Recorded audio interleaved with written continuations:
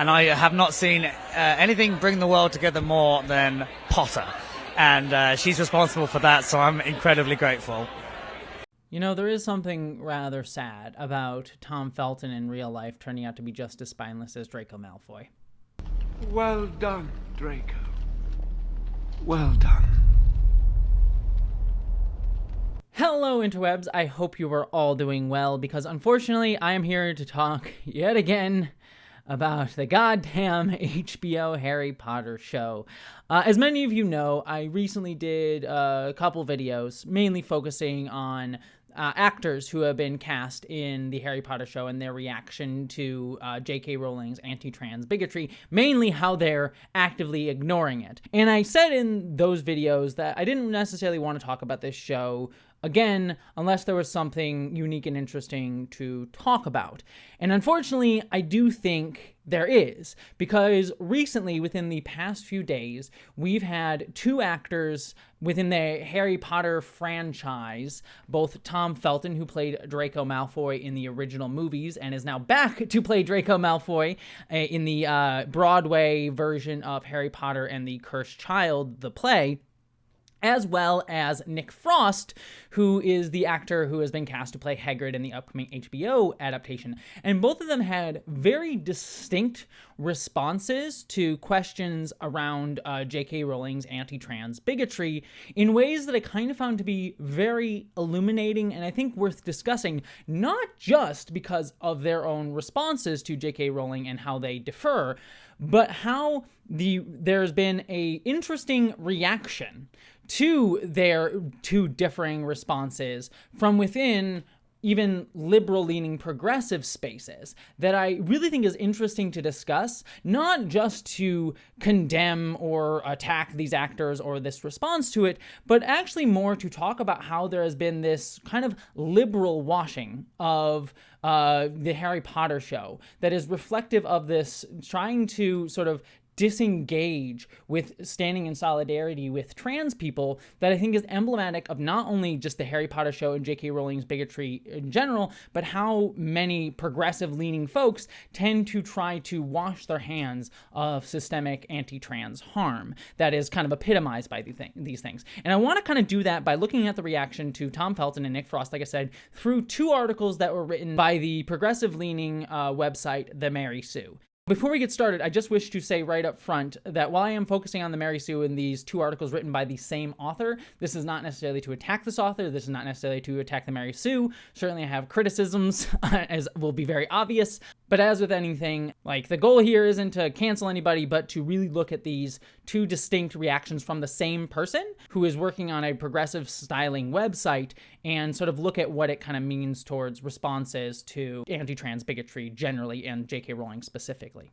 So let's actually get into it. Let's start with Tom Felton, because I think he's the most straightforward thing to discuss here. As I already mentioned, Tom Felton was recently recast as Draco Malfoy in the Harry Potter and the Cursed Child adaptation on Broadway, and he was recently asked at the red carpet for the Tonys, in which he was presenting an award, about the so-called Twitterverse controversy with JK Rowling. So let's take a look at his response here. How does the sort of Twitterverse controversy around J.K. Rowling's views impact you at all, or impact your work in the world at all? No, I can't say it does. I'm not really that attuned to it. The only thing I always remind myself is that I've been lucky enough to travel the world. Here I am in New York, and I have not seen anything bring the world together more than Potter. And she's responsible for that, so I'm incredibly grateful. So, numerous things already that we can discuss here. First off, let's criticize the reporter here. This is not the Mary Sue, this is someone else. But the reporter kind of frames things as Twitterverse controversy. And this is the kind of the problem that I always have with a lot of people who discuss JK Rowling. It's always framed that her bigotry, her anti-trans hate is just a thing that's in the Twitter sphere on social media, ignoring that she is actively causing anti-trans harm to people. I mean, most obviously, she is using her platform, be it Twitter, be it elsewhere, to promote anti-trans hate at a time where trans people are under attack. She has been doing this continually for years and years and years at this point. But even more demonstrably, recently she has been actively funding anti-trans legislation. Like, she donated to the group that sued in the United Kingdom, successfully tried to get the definition of woman changed to be exclusionary to trans people, which has demonstrably harmed trans rights protections within the UK. So she has had a tangible effect financially there. And most recently, she has announced that she is going to be helping to fund a group that will be actively pushing legislation against trans people in the United Kingdom.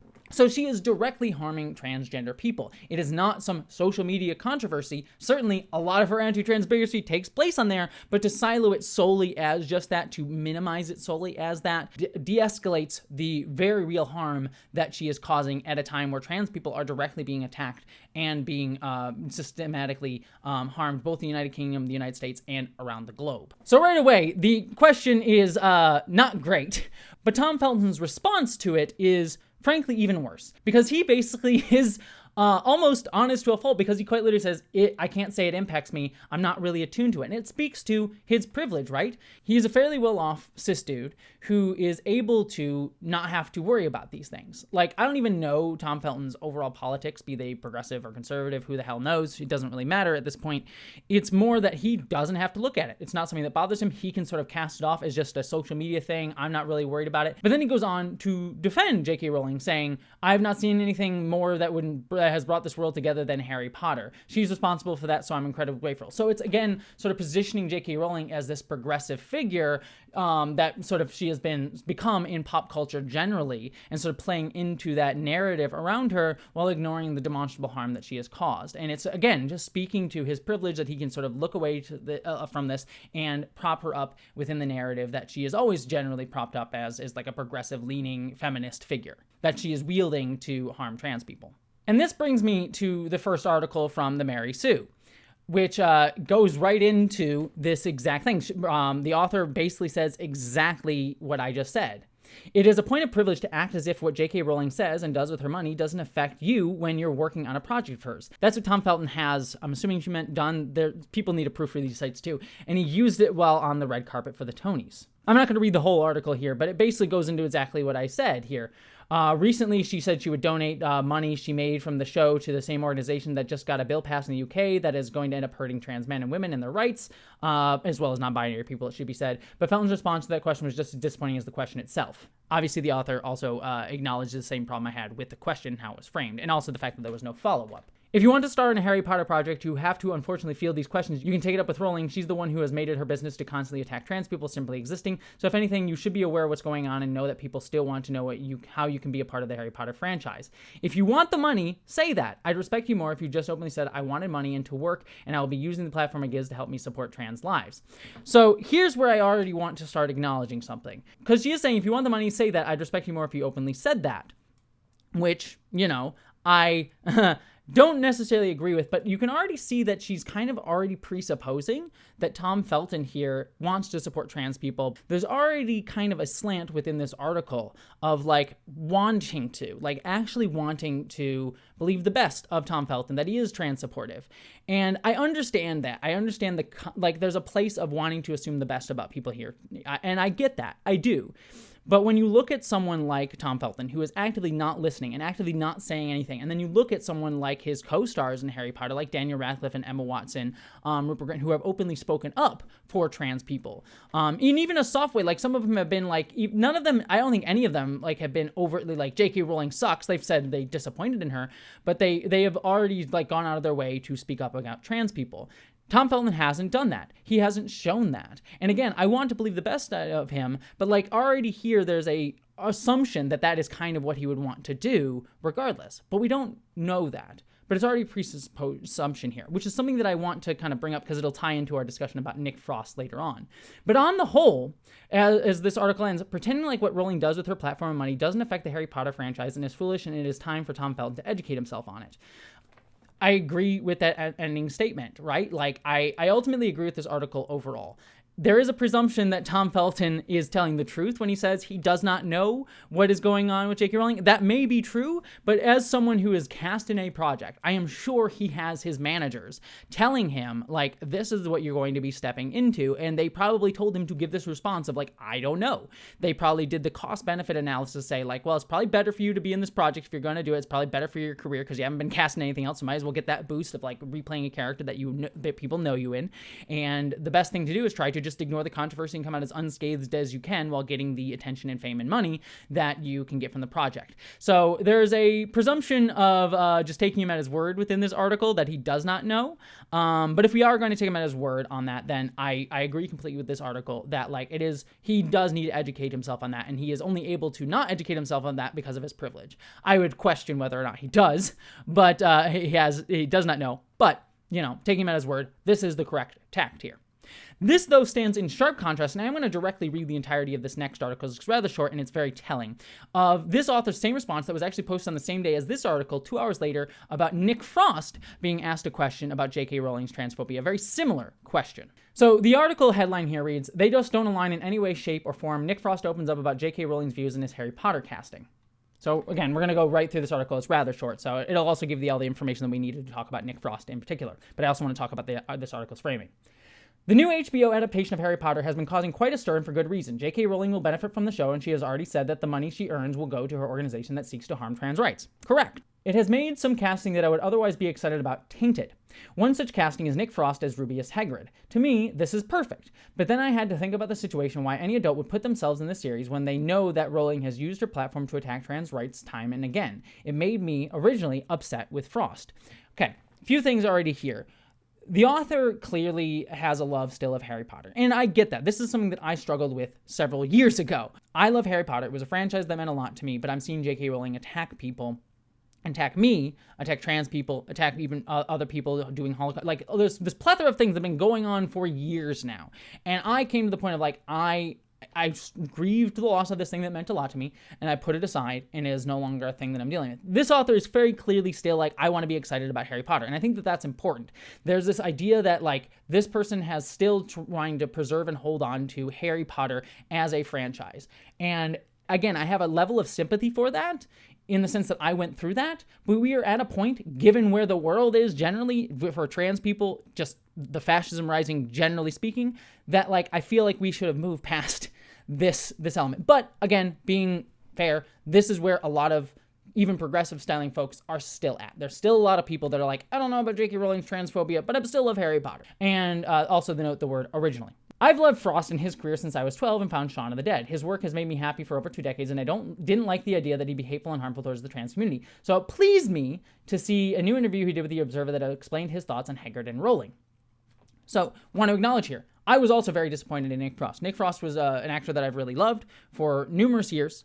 He appeared in, like I said, Shaun of the Dead, which was a very formative movie for me as a kid, not just as a genre science fiction fan, but as a filmmaker. That movie is, I think, a really great piece of filmmaking in a genre that I love, and was very informative in terms of, like, tackling the tropes of zombie fiction, being very funny, sort of this, like, interesting breakdown of it, interesting filmmaking, like those oneers in that movie. So it's like a movie that I've loved, and he's been in that and numerous other films that I've really liked. So he's an actor that I looked up to, and his casting in this show, I think more than any other actor that has been cast in this show so far, has been the one that's actually disappointed me the most to see him in. He is probably the perfect embodiment of that. Jonathan Lithgow I've always liked, but Nick Frost was kind of like someone that I have loved since I was a kid. Lithgow is someone who I've enjoyed. I think he's a really great actor, but that's not one that I've been, like, super attached to as much as I would say Nick Frost, for example. That's me personally, though. Your mileage may vary on that.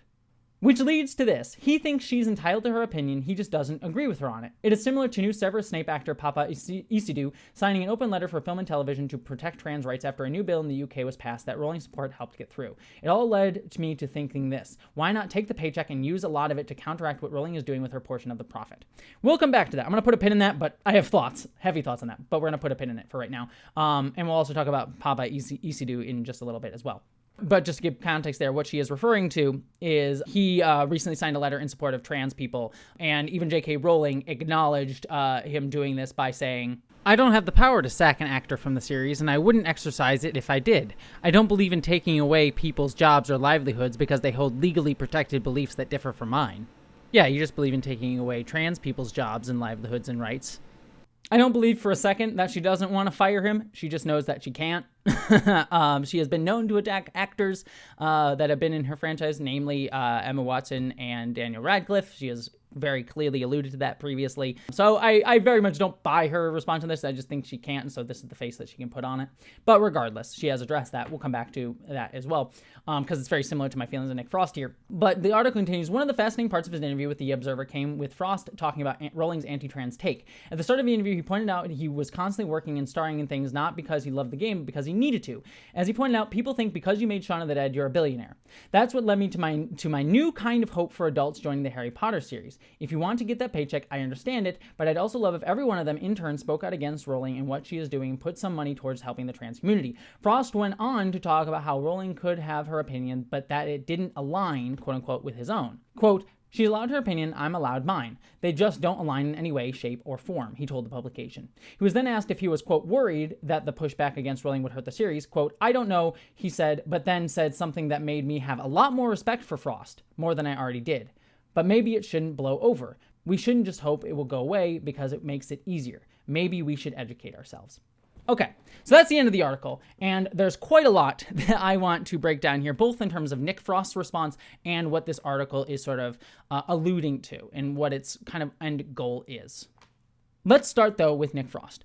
As I've said numerous times, Nick Frost is framing what JK Rowling's views as an opinion that he can defer on. And that speaks a lot to his privilege, because what JK Rowling is fundamentally a bigot. She is saying trans people do not exist, and specifically overtly attacking trans women, as well as erasing trans men and calling them just confused little girls or whatever, that whole bullshit that is targeted at trans men. She is fundamentally saying, though, that trans people don't exist. But it is fundamentally a way to try to attack and harm and try to erase a actual marginalized living group of people, trans people, like I am. That is not just an opinion that you can have, that you can be like, oh, we can agree to disagree. Place this in the context of black people, right? If J.K. Rowling was saying this about black people or about another minority, or, you know, a religious minority, Jewish people, Muslim people, like, we would understand instantaneously that this isn't just opinion that we can accept. But when it's trans people, people can say like, oh yeah, it's just a difference of opinion. So already, while Nick Frost is aligning himself with saying, you know, he stands by trans people, he's still underplaying the bigotry that J.K. Rowling is portraying here by just saying it's a difference of opinion and reasonable people can disagree. Reasonable people cannot disagree here. Reasonable people would look at what J.K. Rowling is doing and understand it as bigotry and saying it is unacceptable, not just a difference of opinion. But that's the sort of more like capital L liberal progressive mindset that is, oh, it's just difference of opinion, we can disagree on these things. But no, she is actively causing harm. And again, she is using her platform to be able to not only promote anti-trans ideas, but fund them as well. The Harry Potter empire, the Harry Potter franchise that is continually generating money and cultural relevancy towards J.K. Rowling is being used to attack trans people directly. And Nick Frost appearing in this show actively lends his weight and credence and credibility to it. It is saying, oh, I, as the actor Nick Frost, say it is okay for people like me to be in this show. So what he is ultimately doing is actively harmful in that he is giving this progressive face to say like, hey, those of you who still stand by trans people, it is okay for you to like the Harry Potter show. It is okay for you to say, oh, it is fine, and like progressive people, you can still like this show, you can still enjoy it because, hey, we can just have a difference of opinion with J.K. Rowling without acknowledging the underlying harm that you are both, you know, giving cultural relevancy, continued cultural relevancy, and active money to, and giving some level of permission to people who are progressive by your words, by saying it's just a different opinion, to still engage with. And ultimately, that is what a lot of progressive-minded people who believe that they are standing by trans people are looking for. It's a similar thing that we saw going on with the Harry Potter video game, right? People just looking for a way to be like, we can distance ourselves from the harm that is happening here, that this is funding, because we can sort of like say, well, we're extrapolated away. Like Harry Potter is a different thing. There are billions of people working on it. We can, you know, it's gonna help get payment to the actors like Nick Frost. He needs the money. It's gonna give payment to workers at Warner Brothers who are gonna work on the show. It's going to, you know, fund all of these people without acknowledging that money could go elsewhere. That money could be made on different things. All of these other different things. It's sort of like, well, we're just gonna keep on going along with what this is. Quite frankly, it would be much better if only anti-trans bigots were cast in this Harry Potter show, because it would reveal the vileness that goes on here. It would reveal how ultimately, like, how vile and despicable that like JK Rowling's views are. She should only be accepted by people who share her bigoted views. Like, everyone else should shun her and should not work with her. But by accepting the casting in this show, Nick Frost has basically given that permission, and he's continued to give that permission by downplaying it. And by him saying things like, well, let's sit in the discomfort. We've been sitting in the discomfort.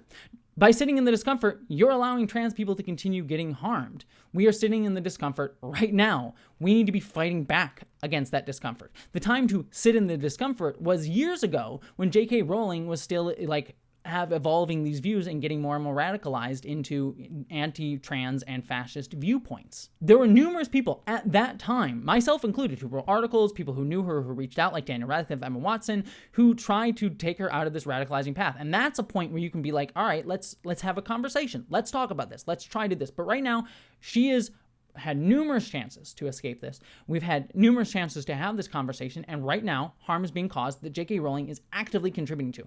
This is a point where we fight back. This is a point where we say this is unacceptable. And again, I wanted to talk about this not just as a element of just Harry Potter, but this is something we're seeing across the board, right? Where we're seeing people like Gavin Newsom giving a platform to fucking right-wing assholes and saying, like, yeah, I agree with your anti-trans views. Like, I understand, like, basically trying to give himself a progressive, like, he's being more opportunistic in the sense that he's trying to make himself more appealing to conservatives, which isn't necessarily what Nick Frost is doing, but it is one of those things that, like, generally we are seeing the more progressive, like, capital L, liberal-leaning space, like Democrats and such, trying to do is being like, well, we stand by trans people, but we're going to ignore the systemic harm, or we're not going to stand by stopping the systemic harm, or even in some cases help continue the systemic harm, such as Gavin Newsom passing stuff that like limits trans people's ability to participate in sports, for example, while sort of like saying, oh, well, we still support trans people. We need to stop making such a big deal out of it, or stop platforming it. And basically people going along with it because they want to be able to say they stand by trans people, but are unwilling to recognize the systemic harm that they are funding. And J.K. Rowling is kind of a perfect example of this, because it is generally systemic harm, because you get the sense of like, look, they're part of a Harry Potter franchise empire that is feeding money to something bigger that is ultimately being used to harm trans people. They're not directly harming trans people, but they are leading to the funding of all this whole thing. But it is probably the shortest pipeline version of that, and the most overt pipeline version of that, of like, the money you are making for Harry Potter is going directly into J.K. Rowling's pocket in a large amount, and she is using that to fund trans people. It's like one of the most direct versions of that. Everything else after that gets much more complicated, for sure, but it's still a similar sort of pipeline. And I like talking about Harry Potter in that way, because it is such a example of it. And this kind of brings me back to this article, because you have this writer saying here, that's what led me to my new kind of hope for adults joining the Harry Potter series. If you want to get that paycheck, I understand it, but I love if every one of them in turn spoke out against Rowling and what she was doing. And she's basically giving herself a kind of that pass here, right? It's like, well, I can feel okay with having respect, more respect even, for Nick Frost, and feeling okay to watch this Harry Potter show, because look, there's someone who aligns, quote unquote, with my views here, and I can sort of like say like, oh, look, it's not completely a betrayal of my views to watch the Harry Potter show, because now I have some level of permission to be able to watch it, because now, like, oh, look, we're sitting with the discomfort within the conversation of the show, we're ignoring the larger harm. And she's also saying like, well, what if he donated some of his paychecks to support transgender people? Several things with this. As a hypothetical, the amount of money that Nick Frost could give from his paycheck to be able to try to help trans people would not offset the amount of money that he would help generate for J.K. Rowling, who would be giving more money to harm trans people. So there is in no way an offset analysis here. And it's like one of those weird things where it's like, oh, look, well, some people might get harmed here, but we might benefit some people here. It's like, no, maybe don't benefit the harm either way. But even if that's if it was equal, but it's not going to be equal. And then on top of that, this is a hypothetical. Nick Frost has not said a damn thing about donating some of his paycheck to support trans people. And this author has done this both with Tom Felton and Nick Frost. This sort of like, what if? And again, it's one of those like, well, what if we have that conversation? It's like, no, we shouldn't have that conversation. It's a non-starter as a conversation, but it's where you want to try and push the conversation to every single time, but it's not even happening. So it's like a hypothetical to sort of change the conversation to there. And then also it's like not a thing that even if we did ultimately have that happen, if actors did give their paycheck or even all of their paycheck to trans people, it would still not offset the harm generally being done both culturally and financially through JK Rowling and the continued relevancy of her platform. And ultimately, this writer's kind of saying like, oh, I have more respect for Nick Frost. No, I have less. I have less because it shows how spineless his position is. That he is like, I acknowledge that trans people are being harmed by J.K. Rowling's views. I'm aware of it, and yet I'm still going to try and take this paycheck anyways. I'm going to get mine because I want the money, I want the fame, and I'll just say like, oh, well, at least we can have the conversation. It's like, you're being honest, at least, about like, I want the fame, I want the money. But it's a spineless position showing you have no values when it comes to trans people. You're not going to stick by those values. And I get it. It's a rough time right now. People need money. I understand. There is no perfectly ethical consumption under capitalism, but there are certainly more ethical consumptions under capitalism than others. And in doing so, you are directly trying to liberal wash the harm here. And we can see it quite literally how that is effective in the response through this article that this writer is giving, who is very clearly buying into that exact line of like, I just want the permission to engage in Harry Potter, in these things, and say that I'm standing by trans people, yet ultimately not willing to do the work, or even not even willing to give up a Harry Potter show. And like, again, I had a huge love for her. I am someone who lives in pop culture. Look at everything that I do on my channel. That is my identity in many, many ways. I'm a filmmaker, I'm a director, I'm a YouTuber who talks about pop culture regularly. At the end of the day, like, we need to be able to be willing to give this stuff up. And there are numerous other books and franchises that you can engage with. Yet people aren't willing to do that. And they aren't willing to do the work to actually show how to show solidarity to trans people. And this is the thing I keep reiterating to people. And again, this is not just applying to Harry Potter, but the thing that we need to keep reiterating is being an ally means losing something, standing to lose something. Whether it be money, you're, putting yourself in harm's way, being willing to like lose a show. If you aren't even willing to lose a Harry Potter show, then how can I expect you to stand by me? Oh, quick addition here before I wrap out the video. I did want to talk about Papa Isidue. He's very similar to Nick Frost, right? In the sense that he is like trying to be like, I can benefit from having this platform within the Harry Potter show, but still stand by trans people. If you're going to stand by trans people, if you're going to sign that letter and go up against J.K. Rowling, you shouldn't be part of the series. You should not lend your weight and credence to it, because it's showing like, yeah, I understand the harm happening to trans people, but I still want the fame and I still want the paycheck and I still want the platform that this is going to give me. Why not instead go and support a trans-made project? And it's actually even more egregious in Nick Frost's case because he is actually starring in a trans-written and led series. So it's like, again, he's in community with trans people, and yet he's still doing this. So it's very upsetting in both of their cases. And I still say they should leave the show and give more promotion to their trans folks that they are in community with. So criticism both of them. Isidue is actually an interesting, more complicated case too, because he is a black man being cast in the role of Snape. So he's also going to be facing, and has already been facing, a lot of racism coming at him that happens to any person of color cast in a big franchise, especially a person of color who is cast in a role that has typically been played by a white person. So I have certainly criticism of them casting him as Snape, the villain of the piece, casting a black man as that character in specific, but even beyond that, just the general optics of it, he's going to be attacked by the anti-woke brigade. So certainly he is going to be facing that bullshit, and I don't expect the woman who literally wrote a character named Kingsley Shacklebolt to necessarily be sensitive to the racism that he is going to be facing.